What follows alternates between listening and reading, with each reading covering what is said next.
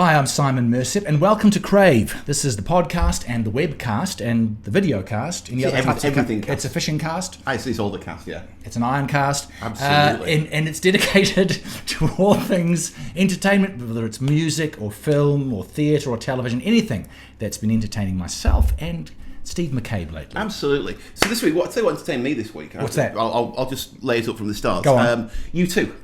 Me too? Sorry, you too.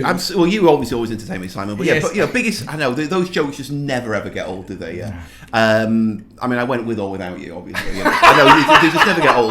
But anyway, U2 came to town. Yes. Biggest band in the world at the moment, probably. Yes. And they did 2 nights in Auckland, and I was glad I went. I'll tell you why later. Oh, okay. I look forward to hearing about that. Stories to tell. Okay, good. We're also going to talk about I think an amazing piece of storytelling from the New Zealander Taika Waititi. Absolutely, yeah. Where he's combining slapstick and irreverent humour and drama in a story that's set in Nazi Germany. Which is quite a trick to pull off if you think about it. It's amazing. It is. Yeah, absolutely. Yeah. Now after that... Yes. I think it's pretty clear to say that a Taika Waititi film is going to impress. Mm-hmm. I think trying to sell somebody on yet another Terminator film might be a bigger ask. Well, Taika Waititi's film featured an Austrian, and so does this one. Now that's as tenuous a link as we're going to get. Okay, we're talking about Terminator Dark Fate, the 6th installment, which brings back Linda Hamilton and Arnold Schwarzenegger and the producer James Cameron from the film Judgment Day that we were talking about just last time. I'm going to tell you some interesting things about that film, even though I liked, even though it's completely bombed at the box office. It has kind of disappeared without a trace, really, hasn't it, to be fair? Anyway, so where should we start? Well, let's get into this big, huge band that you've just seen only a night or so ago, Steve. U2, back in New Zealand, a couple of shows, as you said. When you and I were talking about this leading up to the concert, I think we both... How should I say? We weren't necessarily jumping out of our skins to go. No. It's like, who's going to take the tickets? Do you want the tickets? no. You have them if you want. Are you sure you don't want to go? Neither of us. And I'll tell you what, you missed a trick. Okay, well, can I just say that on your review, Steve's review on cravepodcast.com, you can read all about it. But let's hear it from the man himself. Well, here's the concert itself, and I'll tell you a little bit of why you'll be really kicking yourself. Okay. So what happened is this. 1980, when would it be? 1987 was the last time I saw U2. It's the only other time actually I saw them. Okay. And oddly enough, that was when they were promoting the Joshua Tree. Yes.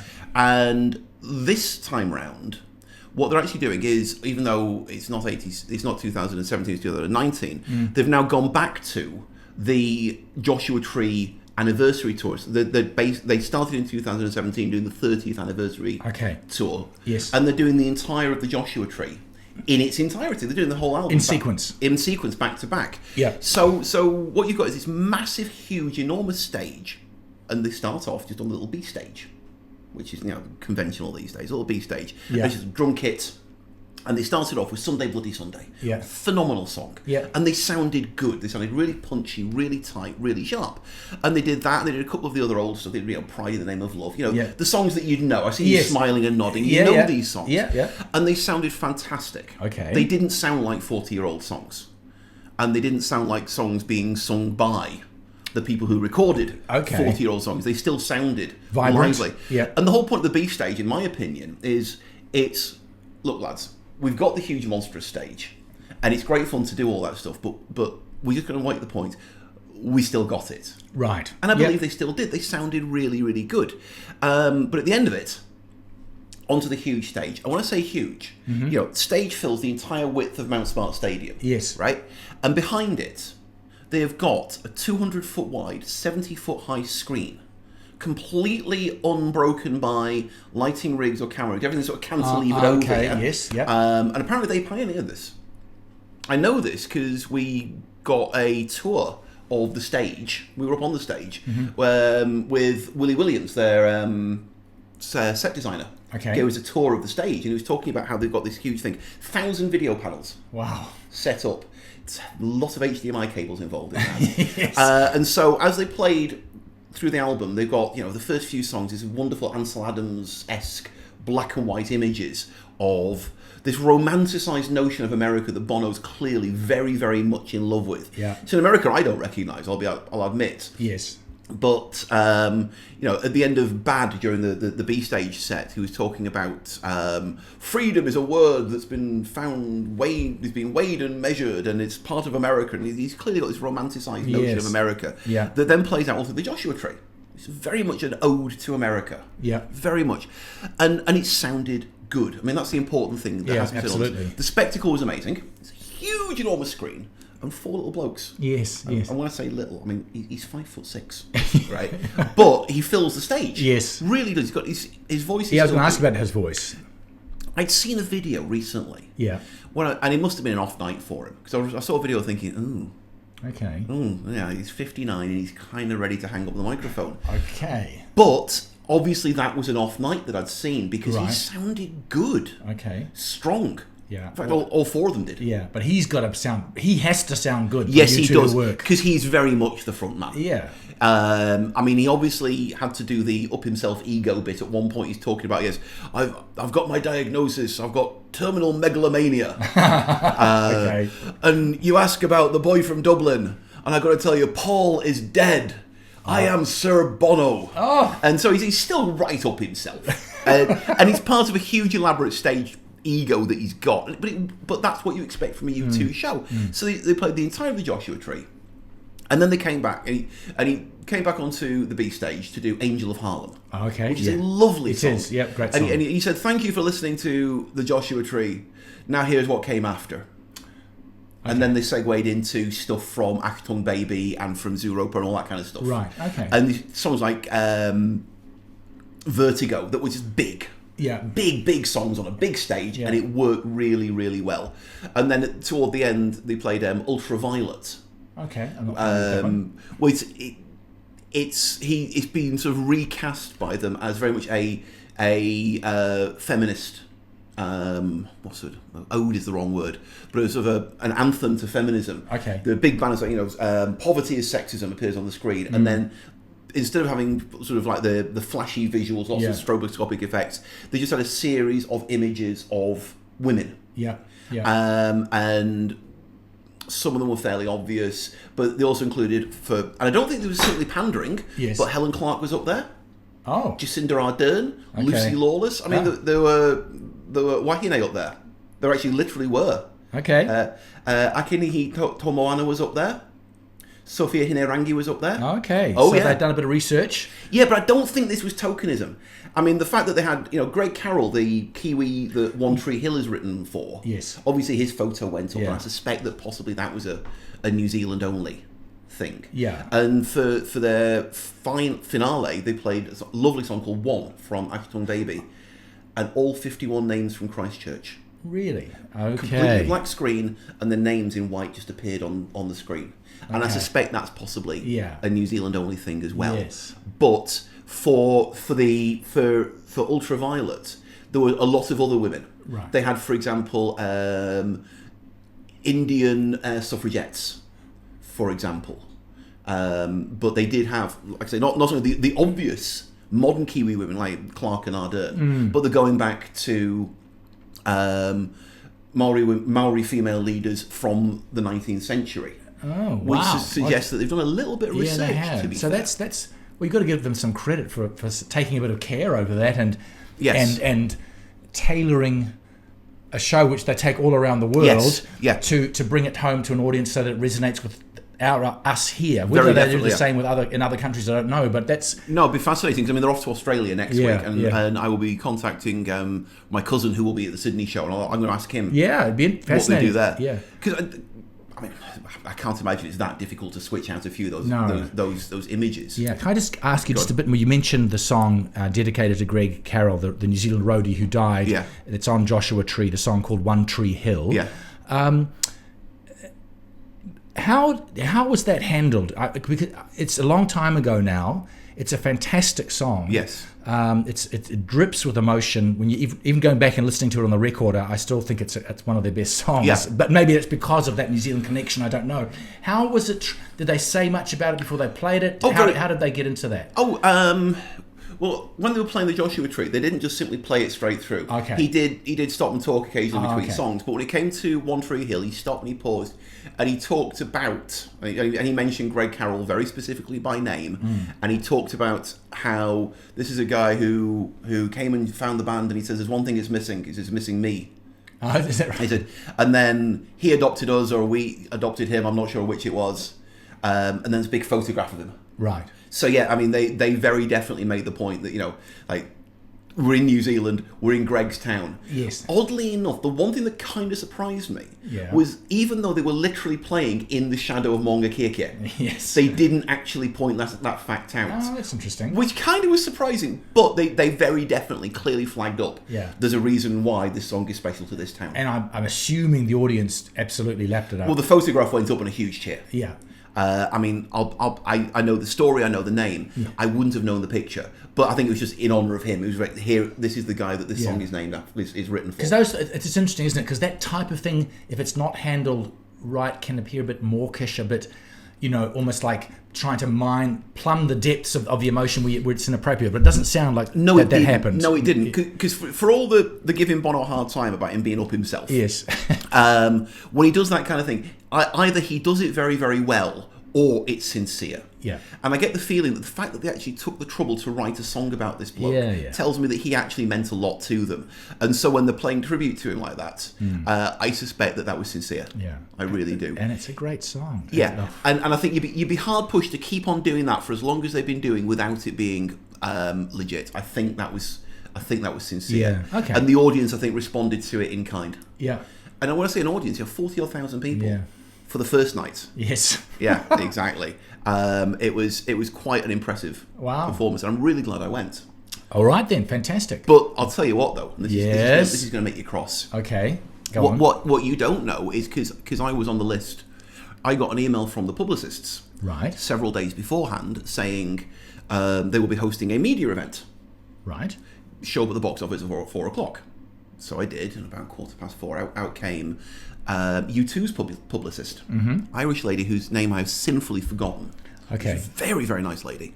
And she came out and she says that they've never done one of these media events before outside of Ireland. They've done it once before in Ireland for the Irish press. They said New Zealand, Ireland were so similar that I thought, yeah, okay, she's good. She's good. We like this lady. Yes. And so she said, we're going to take you down to the front of the stage for the sound check. Right. So we got to watch them play 4 or 5 songs.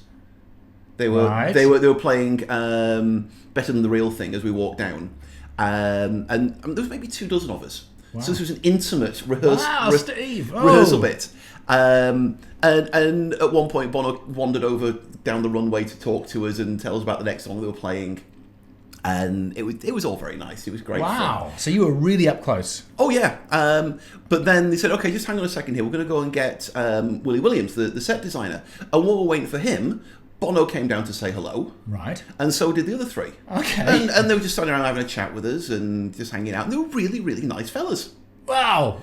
Absolutely. That's a story to dine out on. It was really cool. We had been told, please... no photography, no recording. Okay. I mean, they were doing a sound check. Yeah. And that's the opportunity for them to make any kind of flubs that they're going to make, and they don't want that publicised. Yeah. As it turns out, they actually sounded every bit as good. But they were playing just for us, which was really, fantastic. Really nice. I did slip the Edge of Business card and say, do us a favour, mate, if you wouldn't mind putting a comment on my review. Oh. And the miserable bugger hasn't. If you're watching this, mate, But yeah, just really, really nice fellas. That's great. Really nice fellas. And so after they stood talking to us, and in the end, the publicist lady's going, "Come on, lads, we need to go and get you ready for the show." And they just ignored her and carried on talking to us. And I'm thinking, you're good. Yeah. And like I say, when I'm saying that Bono has this huge ego on stage, yes, having actually met the guy in person and seen him just interacting with not fans so much as the press, you get the sense that he's actually quite a nice bloke who's got a really good stage ego. Yeah. As opposed to actually being the stage ego. So I was actually quite impressed with him, Wow. So, okay, well, I'm glad you didn't tell me about that before, and you surprised me on the podcast. I thought I would say that for you, because that was a really nice little event. And then your man Williams came down and he took us onto the stage, and he walked us out onto the B stage. Wow. And then at that point, photos were totally okay, and out came the cameras and we took pictures of everything. The only thing that's going to top that for me, it was if Springsteen comes back and the same thing happens with him. But I don't know if that will. But anyway, that was great. But it was great fun. The only downside to the evening was Noel Gallagher, who I should have been blown away by. It was really odd that Noel Gallagher's High Flying Birds. I mean, remember, this is the guy who played the biggest concert Britain's ever seen. When Oasis did Nebworth, these many years ago, biggest concerts in Britain ever. Okay. 250,000 people over 2 nights. Oh, okay. Yeah. I mean, this was when Oasis were absolutely at the height of their powers. Yes. And now he's opening for, admittedly for the biggest band in the world. Yeah. But he's an opening act now. Yeah. He clearly misses Liam so badly, it's not funny. Because he's simply not got the swagger that Liam Gallagher's got. He can't do it. That's not who he is. He's a musician, not a singer and a frontman. Right. And he did have the nerve to dedicate "Don't Look Back in Anger" to the All Blacks. He said, right then, he said, what happened to the rugby then? Right, I'm going to dedicate this next song. I'm doing it. I'm going to dedicate this next song to the All Blacks. Oh God! Don't look back in anger. Thinking, mate, no. Read the room. Seriously. He's still got a big cheer for it. To be fair, although I am of the opinion that's not even his song anymore. After I don't know if you're aware of this. After the Ariana Grande bombing in Manchester, there was a big public rally in Manchester for sort of solidarity. Yes. And one woman in the middle of the crowd started singing that song. And there's a video online now of this huge crowd in the centre of Manchester in Albert Square, all singing "Don't Look Back in Anger." Okay. And it was the I'm getting tingles now thinking about it, right? But it was the perfect song for the moment. Wow. And you think of that chorus, "Don't Look Back in Anger," just summed up the entire reaction of the city. And at that moment, it ceased to be his song. Yeah. And to use it as a stick to beat your audience with is cheap. So even if it's tongue in cheek. Well, and I mean, songs have a life of their own, don't they? Yeah. So if someone else finds a way to appropriate it in a way like that, well, that's done and dusted then. I mean, that particular context, that's why he needs to let go of that. Yes. I mean, play it by all means, but don't use it. Yeah, don't cheapen it like that. I was not cheap. Impressed. Yeah. But no, you two, and it's not just because me and Bono, we're like that right now. although until I get those comments posted in our review, The Edge is dead to me. But apart from that, it's not just because I was very, very impressed with them as people. I thought it was really nice of them to do what they did. And we're very, very grateful to their management to set up the media event. That was really, really cool of them. Yes. And like I say, first time they've done this outside of Ireland. Yeah. It's really, really nice. But no, I just thought it was a genuinely good show. Great. Oh, well. And 32 years on from when I saw them last, they were better this time.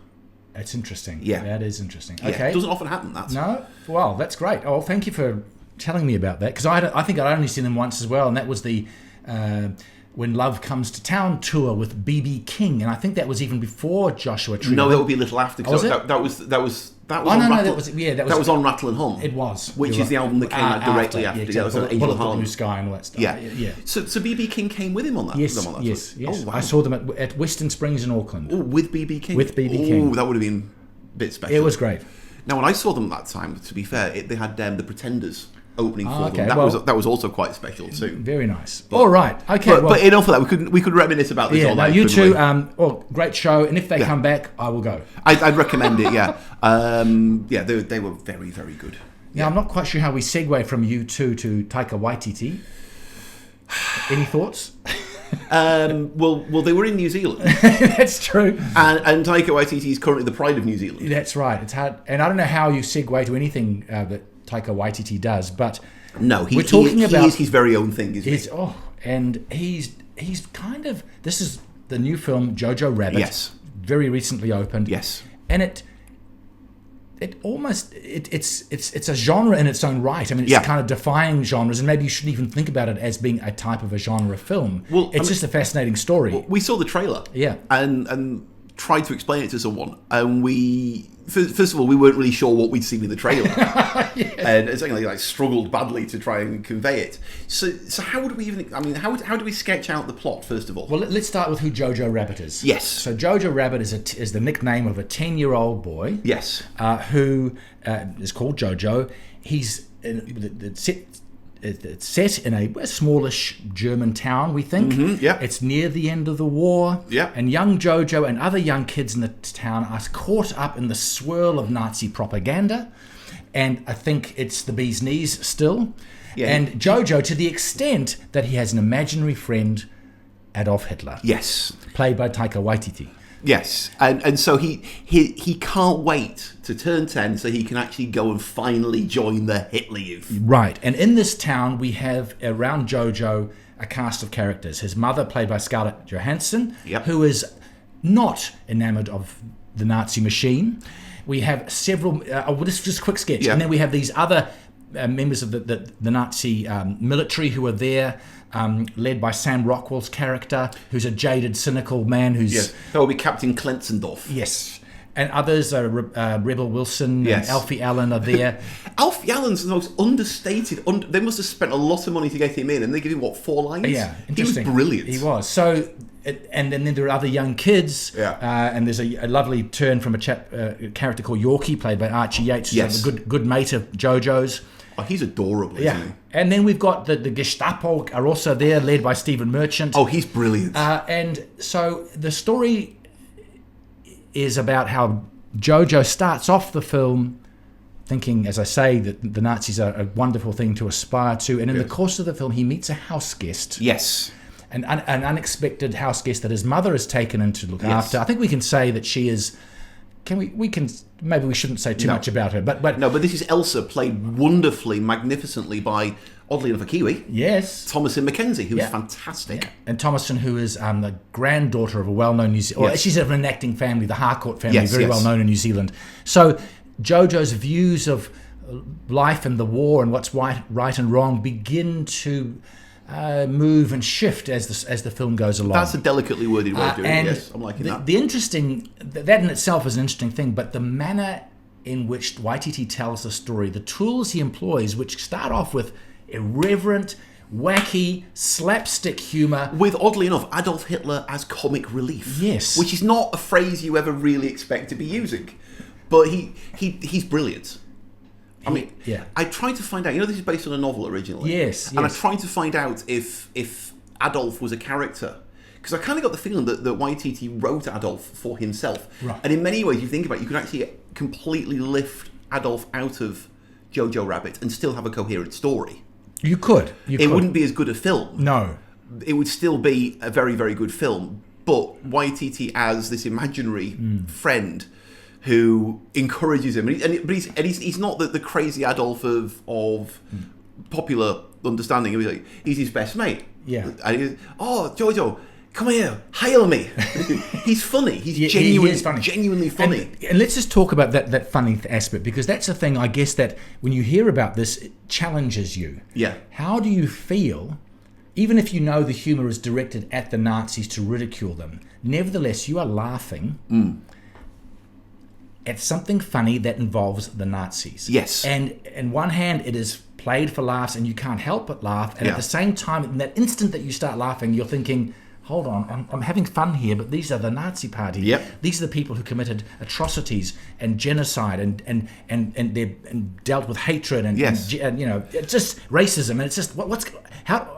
You're not almost sure, you're conflicted about what you're feeling. Yes, that's a good way of putting it. Yes. I mean, let's face it, Adolf Hitler's name has become a byword for everything that is wrong and evil. So that's a fascinating way for Waititi to think about telling the story. Yes. But somehow he gives you that humour alongside a developing and very strongly developing emotional heft to the story. Oh, dear Lord, yes. I mean, and there are some absolutely knock you down moments in this film. There is one scene involving shoes.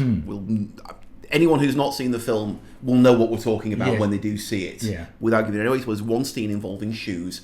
I don't know about you, I had something in my eye. Oh, I did. And it's one of the most powerful scenes in many a day I've seen at the cinema, actually. Partly because I didn't really expect it, and it just whacks you, knocks you down. Yeah, so we won't go too much into what happens there, but yeah, just the gut punch that comes from that one moment. Yeah. But you've got an amazing cast. I mean, when it's being played for laughs, Rebel Wilson, Sam Rockwell, Stephen Merchant, these guys all, Alfie Alfie Allen, although he's almost mute. Yes, not quite. just about. So there's an awful lot of very good facial humour. Yes, coming from him. Stephen Merchant. It was almost, and I was wondering if they're going to do this. He's veering into Allo Allo territory. Yes, but played very, very. It never quite transcended into farce. No, but it got close to it. Came right up against it. Yes, it did. So why did that work? This is something I'm trying to still analyse. Why is it that you could have this silly laugh out loud humour and this really potent drama, and by the end of and which you might think, how does that sit alongside each other? But in the end, all those phrases are just tools that Waititi is using to tell a really compelling story. Yes. And it's a story about the mother and the son. Yes. It's a story about the son being swallowed up by some propaganda and maybe beginning to see his way out of it. Yes. And so all these techniques that Waititi employs help that in a very interesting way. And the boy Jojo, Yeah. who, let's face it, I mean, we have not mentioned Roman Griffin Davis here, have we? No. And we should. He's brilliant. Yeah, incredibly endearing in a sort of innocent, wide-eyed, but clever little way. But he catches. I mean, you can see that. We have to use the phrase. He goes on a journey. He really does. But I mean, the arc that his character goes through, the progression, from the wide-eyed innocence of the wonder of this myth he's been sold. That he's bought so utterly into. Yeah. And let's face it, people often talk about, it's like, I would never have. If I was there, I would have. No, you wouldn't. You'd have been like him. Yes. You'd have been swallowed whole by the propaganda and by the myth-making machine, and you would have been putting on your Hitler Youth uniform just as he did. Most people would. Most people got sucked into it because they were brainwashed. Yeah. And that's how he managed to got so brainwashed he had this imaginary friend. Yeah. And so you see him, as things progress, you can see little by little, he has this burgeoning awareness coming out. And that development is what makes it work, I think. And as he does that, I hate to use this word, but the likability that Waititi brings to his performance as Hitler is laid bare. Yes. And so you see nasty little aspects of his behaviour that he sneaks into his performance. Yes. And so by the end of it, you might be unsettled when we talk about this film, but it's not. I think we can say it's not glorifying at all Nazi philosophy in any way.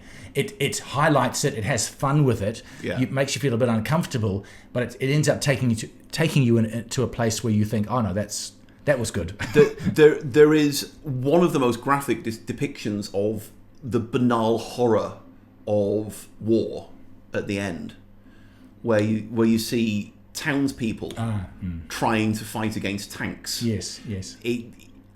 And you think, what happens to some characters at the very end? Yeah. It's horrific. Yes. So it doesn't flinch away from that. No, it doesn't. You know exactly what's happening to these people. So it's and yet it still maintains its humour somehow. Yeah, that's very. I also would want to mention his use of music. Yes. Some very well chosen songs. Yeah. The song that comes in at the end also brought a tear to my eye. Yes.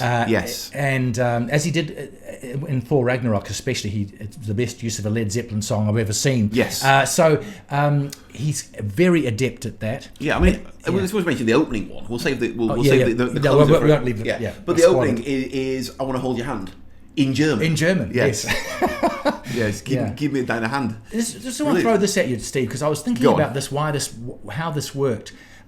Earlier in my journalism career, I worked on a New Zealand program called Fair Go, which is a consumer affairs program, and for the most part, it takes on pretty serious subjects, but it has a bit of fun with spoof items from time to time. And I remember one of the producers I worked with called Raywin Rash, and I remember her saying to me, if the audience sees that you're working very hard on the serious stuff, like you're taking it seriously and you're genuinely trying to do a good job, they will give you the license to then have fun. Okay. Like it's like I'm working really hard, so I can almost like let my hair down and have a bit of fun, and that doesn't spoil the integrity or the mana or the reputation of the good work you're doing. So and by doing so, you earn the right. You earn the right. And I was thinking about this film, and I thought it's almost the opposite in a way, because Waititi, generally, I think, is known for this light touch, the comic touch, and the film starts off like that. Oh, yes. But by the end, he's taking you into a really emotionally charged film that almost... Okay, I see what you're going with I'm flipping it on its head. I'm saying he's he's established his comic credentials very, very well. Yeah. And he is now giving us a film. I mean, some of the things I'll really remember from this film are not...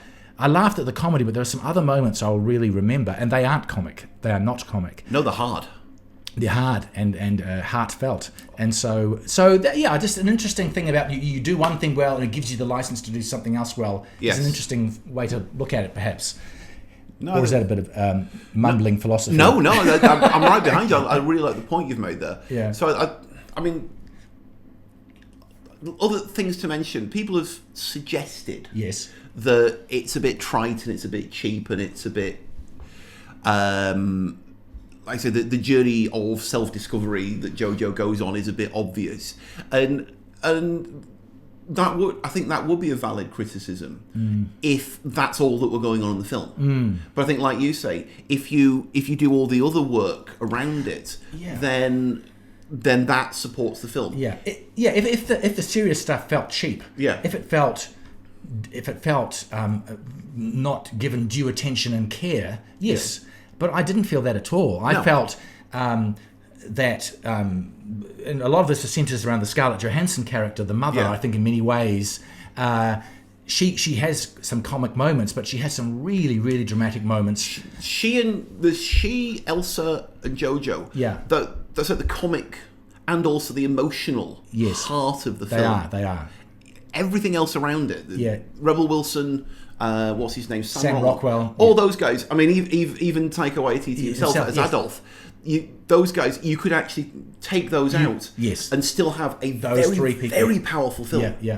But I think what the brilliance of what Waititi's done is he's been able to merge those seamlessly, so it doesn't feel like okay, we're putting the hard-hitting stuff at the side now. It's time for a comic moment. They blended into each other so beautifully, and I think that was really shown in a wonderful scene where Scarlett Johansson's mother, who's what's the first name of the mum again? It's Rosie. Has to talk to her son about the fact that the dad's away. And Jojo's missing his father. And she adopts it. I won't spoil it too much, but she adopts a way of talking to her son, which has a comic element to it, but is extremely emotional. And I thought that was a beautiful scene where she takes on the role of both parents in a sort of a way. And I thought that was lovely. A really strong moment. It was.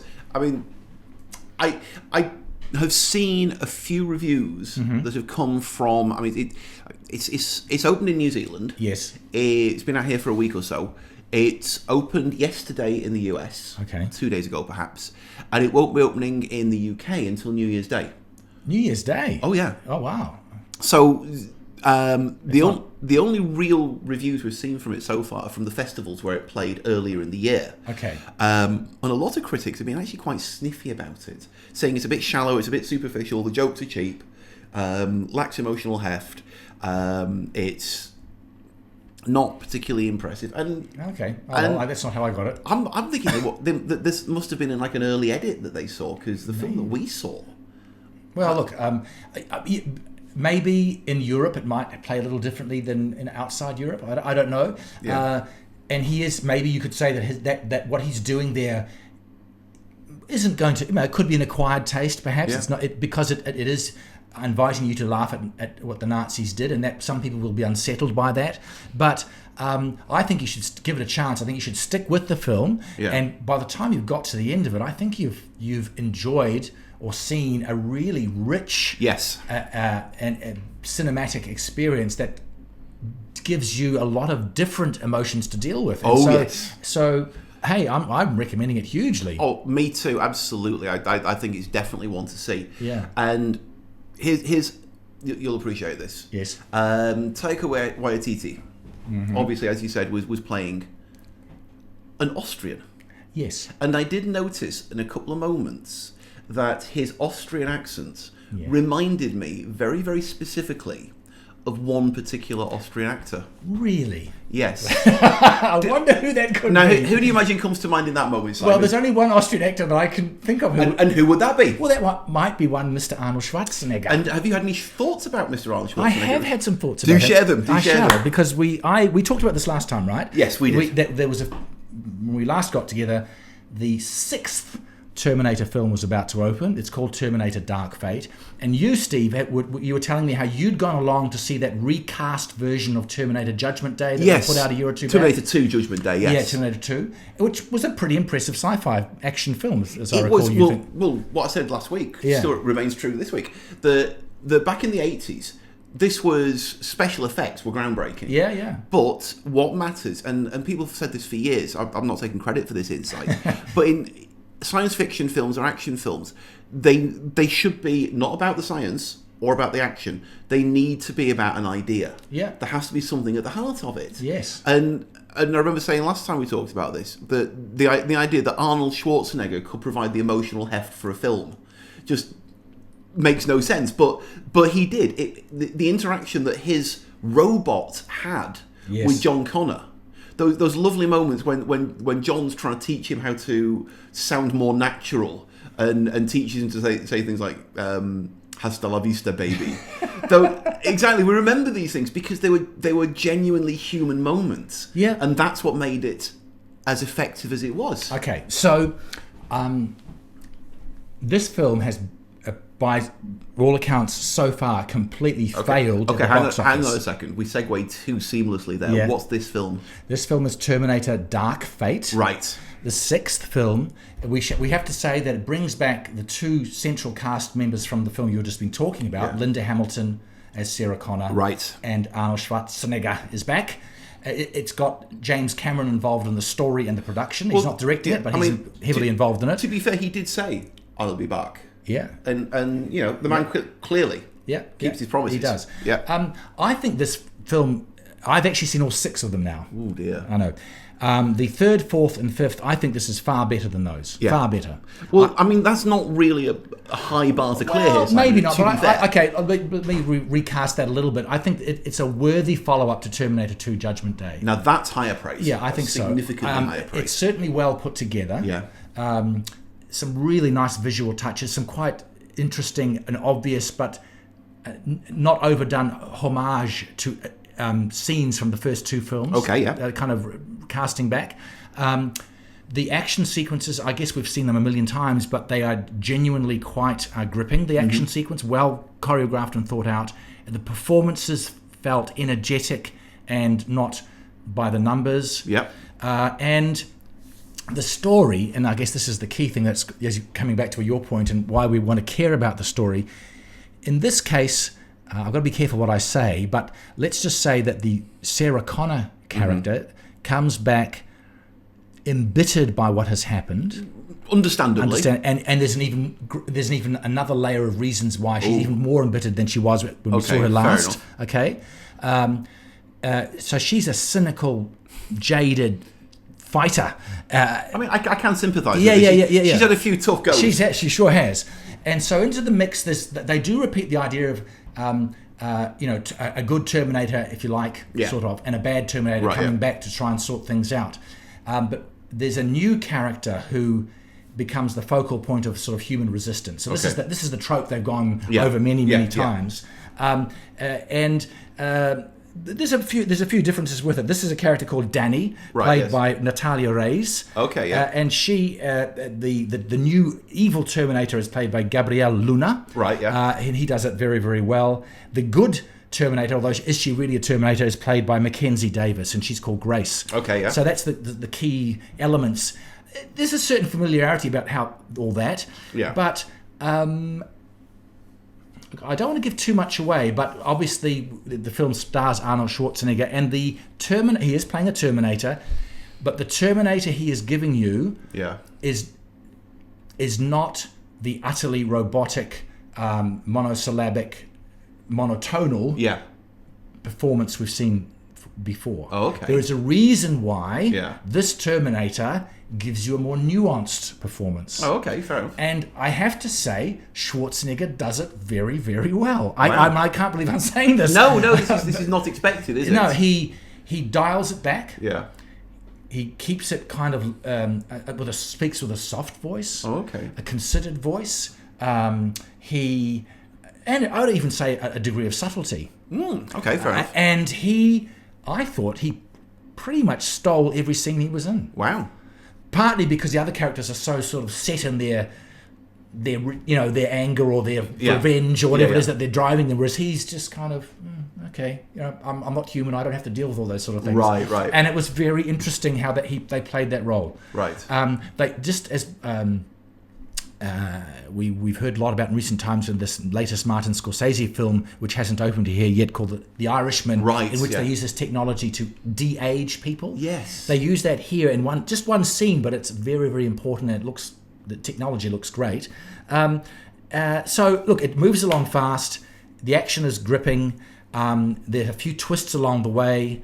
And, okay, we've seen the story before, but I was taken by the story, the performance of Natalia Reyes as Danny. Yeah. She's pivotal. Right. She's into it. She's gutsy and determined and vulnerable when she needs to be. I thought that role really has to work because we're familiar with the other roles. So she does a good job. And there's one other thing I must mention. Go on. Danny is Mexican. Okay. And the story involves Danny crossing from Mexico under a wall. Under a wall, you say? To go to the United States to rescue Americans and everyone else. Now, does that at all play with anything in the body politic at the moment? Well, here's the thing. It depends how on the nose is that? It's not super on the nose, but I couldn't help but think, that's. I mean, but that's the way they didn't have to choose that setting to write it that way. No, but that's the way to do it. Is you just And it wasn't bang. You weren't. Oh, being good. banged Oh, over well done. So I think you should see it just for that. You've actually, I think, convinced me, to be fair. Well, it's a tired old story. It's been around for a long time. Well, 20-some years. Yeah, and I can see maybe people were too tired with it, and maybe that's why people have been put off going to see it. But I think it's worth a look. I really do. I mean, it's maybe not the absolute top of the top sci-fi, but I think you'd be genuinely surprised by Schwarzenegger's performance. And I think there's enough going on with the other characters that think, this is okay. It's pretty good. Maybe it's not A+, but it's a B+. Fair enough then. Right. Well, I think you might just have convinced me, to be fair. I'd be surprised if you didn't get something out of it, put it that way. Fair enough then. So that's Terminator Dark Fate. Yes, absolutely. Whether it's the final Terminator film, we don't know, but it could be. This will never terminate. I know, I'm sorry. So Steve McCabe, let us move to matters coming up on our agenda, shall we? Yes, that was the past. Yes. The future. Yes. The future. So we've got the summer coming up around these parts. Mm-hmm. Well, you'd never guess today, would you, to be fair?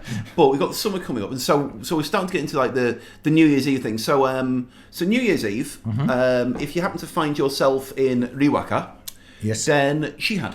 Oh, okay. Yes. With salmonella dub. Yeah. Now that's about as Kiwi a bill as you're going to Both get. been around a long time, and yes absolutely. Now we saw Shihad, if you remember, opening for AC/DC a few years ago. And they were good. They were very, very good. Yeah, I remember them very well. Yeah. So a little bit out of town for us, but and I see also you've got Stella there, who've been around for a little, not quite as long. Yes. Now that was. I always get them mixed up. Was that Bo Runga or Bick Runga? I think it was Bo Runga's band at one point. But anyway, okay. Fair enough. All right. Very good. Right. So who else have we got? Now, Patti Smith.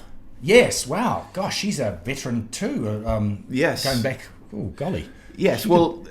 She might be 70 now. Must be, sure. I mean, the PR describes her as the godmother of punk. Yeah. It's probably not entirely unreasonable, to be fair. But she's going to be in Christchurch on the 25th of April at the Town Hall. Yeah. And then she's at Auckland's Town Hall on the 27th of April. Okay. Next year. Okay. So I would imagine that will probably be quite an impressive show. Wow. Yeah, I mean, she's been going for, like you say, a very long time. And you know her, the song that I think many people would know her from is Because the Night. Oh, yeah. Which was written originally by Bruce. Oh, was it now? Yes. I know the song, but I wouldn't have known that detail, yeah. Okay, who else have we got coming on? Again, New Year's Eve. Yeah. This is going to be in Whitianga. Yes. At the Corrigan Tavern, we've got Villainy. Who sound like a heavy metal band to me. Well, there's a coincidence. Oddly enough, we have also seen Villainy. I thought, were they the? Yeah, they were on before she had. Before she had. So I was thinking, yes, we have seen them. Opening for AC/DC, and Yes, so those two yes. are basically playing on the same night. Different locations. Yes, but Villainy are going to be at Corrigan Tavern in Whitianga. Yes. 29th, they're at Waihi Beach Hotel, and then January the 2nd, Butler's Reef in Oakura. Okay. So they're getting around. Yep. What else have we got? Oh dear. This is the big heavy metal announcement. The Scorpions are coming back. Right. And instead of being with Def Leppard this time, Yes. they've got Whitesnake. Okay. I know. So now, I'm not the biggest heavy metal, most knowledgeable about this genre, Yeah. but Whitesnake, that name's been around for a long time, hasn't it? Well, I mean, effectively, there's two different bands. Oh, okay. Right? What happened originally was after Deep Purple split up, David Coverdale had been the replacement vocalist for Ian Gillan in Deep Purple. Yeah. So when Deep Purple split up, David Coverdale formed with a few of the members of Deep Purple. He formed Whitesnake, who were kind of a blues rock band. Right. With a decent amount of blues in the rock. Yes. And they were really, really good. And they started getting into like slightly more commercial, straight ahead sort of heavy metal rock stuff through the mid 1980s until they finally basically sort of disintegrated. Yeah. The usual thing of members leave and members split. And I did see them when they were still that version of Whitesnake, and they were very good. They had Cozy Powell on drums. Okay. And they were very, very good. And then basically that band disintegrated. And then David Coverdale basically formed his own solo band, which was an American hair metal, you can imagine the kind of thing. Very, lots of big riffs and big hair and all that kind of stuff, big sound. But he kept the Whitesnake name. Okay. And it was very straight ahead. All the blues influences had gone. And one of the big hits they had from the original lineup, toward the end of the original lineup, was a song called Here I Go Again, which he then re-recorded with the new Whitesnake as, again, a great big, lighters in the air, heavy metal, big ballad. And that was a massive, enormous hit. Okay. But they were not the same band. Right. They were suddenly this big hair band, nowhere near as good in my opinion. You're right. Okay. But that's who David Coverdale's Whitesnake became. And they became very much an American LA glitz, spandex and all the rest band. Nowhere near as good. Whereas the Scorpions, I mean, they've been going for 40 odd years. And they're still the same band. They were here a couple of years ago with Def Leppard. Yeah. And they were actually not bad at all. I mean, 70-year-old blokes in spandex, 70-year-old Germans in spandex, sounds horrendous, but they actually put a decent show, to be fair. Oh, my God. Is it Rudolph? Yeah, it would be Rudolph Schenker, wouldn't it? Okay. It's still quite good. So they're going to be in, after I've completely convinced everyone to go and see them, 27th of February, they're going to be at Spark Arena in Auckland, and then before that, the West Island. Okay, very good. Very good. June Wigmore. Yes. Okay. Now we're back on solid ground here, aren't we? Yeah. Good music. Local, yes. Top stuff. June Wigmore is going to be at Mount Maunganui, 7th of January, and she's got Holly Smith and Tammy Nielsen. Okay, that's a pretty power-packed trio. That's a hell of a band, isn't it? Yeah. Now, unfortunately, I'll be out of the country that day, so I won't be there. But I might have to make an effort then. I think you might be representing Crave on that one. Yes. Yeah, that would be brilliant. So where was that against? That's Mount Maunganui. Soper Reserve in Mount Maunganui. Okay. That would be amazing, that one will. Cool. Be a hell of a good show, that. Who else have we got? Now, this is one that doesn't really speak to me, but I know an awful lot of people who are very excited about this. Yeah. My Chemical Romance. Doesn't speak to me either, but however, it's a name. Yep. Name that's been around. It's a name that's been around, and they're reforming. Okay. And this is for people who like that kind of thing. This is huge news apparently. So they're they're reforming. Okay. And they're going to be playing Western Spring Stadium, the outer fields of Western Spring Stadium, apparently, to be specific. Okay. Wednesday, March the 25th. Okay. And they've got reasonably decent lineup behind them. Jimmy Eat World are not Kiwi, but Midnight Youth and Miss June. Okay. Both Kiwi names. Okay. So you got a decent bill there. That's, yeah. Again, not absolutely my cup of tea. But well, hey, we've got to cater for all tastes across the summer. We do indeed. Yes. Now this one is. This is a legacy one, if ever there were one. This is kind of interesting. Simple Minds are coming back. Now, last time I saw them here, yes, they were with the B-52s. I remember you talking about that. And they were better than the B-52s. Yes, I remember you saying. We didn't forget about them. No. I know. See what I did there? Thank you, I did. Right. That's wonderful. But this time, now here's a name for you. They've got orchestral manoeuvres in the dark. OMD. Oh, exactly. Yes. Yes. Okay. Who I was actually quite fond of in my youth. You know, songs like Enola Gay and all that kind of stuff. They were really quite good. Yeah. Now they're going to be doing a few shows here, actually, to be honest. We've got Horncastle Arena in Christchurch on the 9th of December. Mm-hmm. We've got 11th of December, we've got the TSB Arena in Wellington. And then rather disappointingly, I will be out of the country for this. Actually, no. Yeah, that's the day I leave. Okay. A Day on the Green, Villa Maria Winery. Oh, okay. Yep. Is going to be 12th of December. Okay. Yeah. Very good. You'll be on your own for that one, I'm afraid. Because I'd have liked to have come with you for that one. But the one I do want to get to is Iron Maiden. Oh, golly. Now, we missed them last time round. Yes. And I'm not... This is a nostalgia thing for me more than anything. This is the first rock concert I ever went to. Oh, really? Oh, Back no wonder. 1983, I think it would have been, in Manchester. Wow. And where are we looking? They're going to be at Spark Arena on May the 13th. Mm-hmm. Okay, May next year, yes. Yeah. And whether you're a huge fan of the music or not, and I'm of the opinion that they basically had 2 phenomenal albums and they went downhill after that. Okay. But I know they're not playing a whole lot from those first 2 albums anymore either.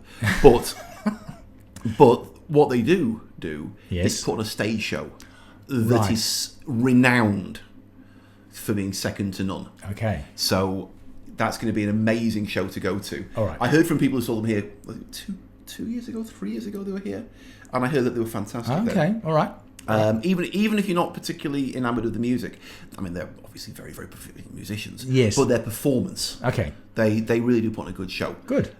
So we will have to go to that if at all possible. Okay. Fantastic. Cool. Yeah. Hey, so there's a lot coming up. There is, and just a couple of things I'll mention. Go on. Last time I was talking about trying to sell you to see this film that's coming out, and the date hadn't been released yet of the Springsteen film called Western Stars, which is partly a concert film and partly a sort of a documentary. And the posters are starting to go up at the They cinemas, are. So aren't it's they? 4th of December. Oh, is that right? 4th of December, that's coming up. And I suspect it won't have that's a the long... night after Kiss. Yeah.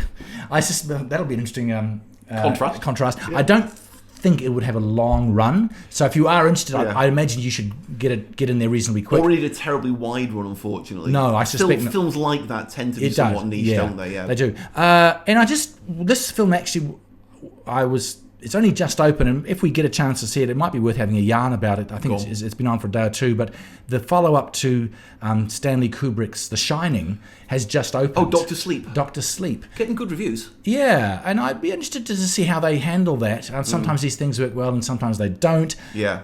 I've got to say, I didn't think the trailer didn't grab me a huge amount, but I'll probably go and see it just to see. And hope I don't fall asleep. We've not been overly enamoured of other recent Stephen King adaptations, have we? No. To be fair. Yeah. So I think what I might have to do is go back and watch The Shining. Yeah, well, that would be... So I can sort of flow through into it. Because it was it's certainly one of Jack Nicholson's most well-known roles. Oh, very much so. It's a classic, isn't it? It is, yeah. Anyway, that's all good. There's a lot coming up, an awful lot coming up. Okay, well, that's us. Thank you very much for listening and for watching. If you'd like to get in touch with us, we'd love to hear from you. You can email us. You can email us. What's the address, Simon? It's podcast at cravepodcast.com. That's the one. We're also all over social media. You can't move for Crave on social media. We're on Facebook, we're on Twitter, we're on Instagram.